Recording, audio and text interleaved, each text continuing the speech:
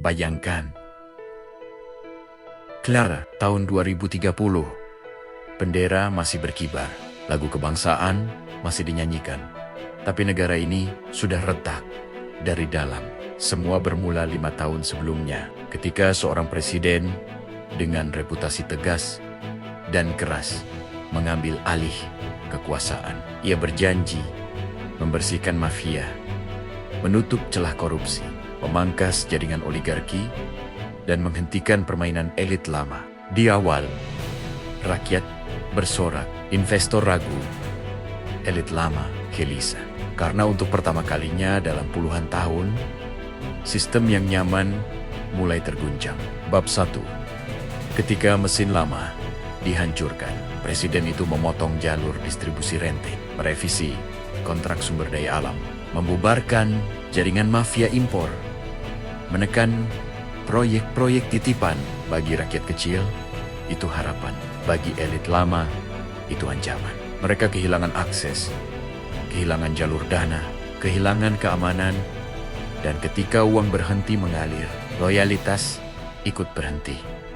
Bab 2. Geopolitik mulai bergerak. Negara ini bukan berdiri sendiri. Di utara, kekuatan ekonomi besar mengincar pasar. Di barat, blok lama tak ingin kehilangan pengaruh. Di selatan, jalur laut strategis diperebutkan. Presiden memilih berdiri lebih mandiri. Tak sepenuhnya condong ke barat, tak sepenuhnya tunduk pada timur. Keputusan itu terlihat nasionalis. Tapi di dunia geopolitik, ketegasan sering dianggap ancaman. Tekanan mulai muncul, investasi ditahan, rating ekonomi digoyang, isu HAM diangkat, narasi otoritarian dimainkan. Dan di dalam negeri, elit yang tersingkir mulai menemukan sekutu baru. Bab 3. Pemilu 2029. Titik ledakan. Tahun ke-2029. Bukan sekadar pemilihan presiden, tapi referendum kekuasaan. Kelompok lama ingin kembali, kelompok baru ingin bertahan, dan rakyat terbela. Media sosial jadi medan perang. Fitnah, framing, potongan video tanpa konteks, isu agama, isu suku, isu militerisasi, isu kebangkitan Orde Lama.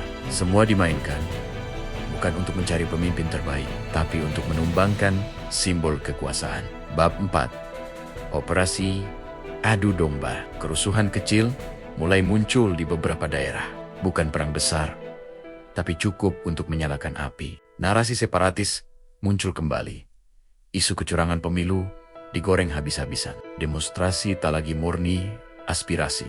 Di belakang layar, uang menggalir. Bukan hanya dari dalam negeri. Karena negara besar tak ingin kehilangan pijakan di jalur strategis. Jika pemimpin tak bisa dikendalikan, maka sistemnya yang diguncang. Bab 5. Tahun ke-2030. Secara hukum, negara masih ada. Tapi secara sosial, sudah PK, ekonomi melambat, kepercayaan publik runtuh, elit saling sandera.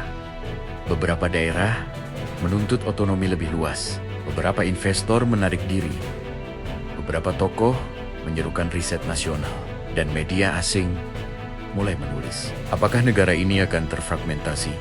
Plot twist. Tapi ada satu pertanyaan yang jarang dibahas. Apakah negara ini bubar karena presidennya? Atau karena sistem lama tak rela kehilangan kendali? Atau karena rakyat terlalu mudah diadu domba? Atau karena kekuatan global tak pernah benar-benar ingin negara ini mandiri? Atau apakah Indonesia bubar hanya narasi yang sengaja diciptakan untuk membuat rakyat takut, lalu menyerahkan kembali kendali pada elit lama? Ending reflektif. Negara jarang bubar karena satu orang. Negara runtuh karena elit haus kuasa. Mafia kehilangan akses. Media kehilangan objektivitas. Rakyat kehilangan akal sehat. Tahun 2030 bukan tentang bubarnya wilayah, tapi bubarnya kepercayaan. Dan kalau kepercayaan bubar, negara tinggal simbol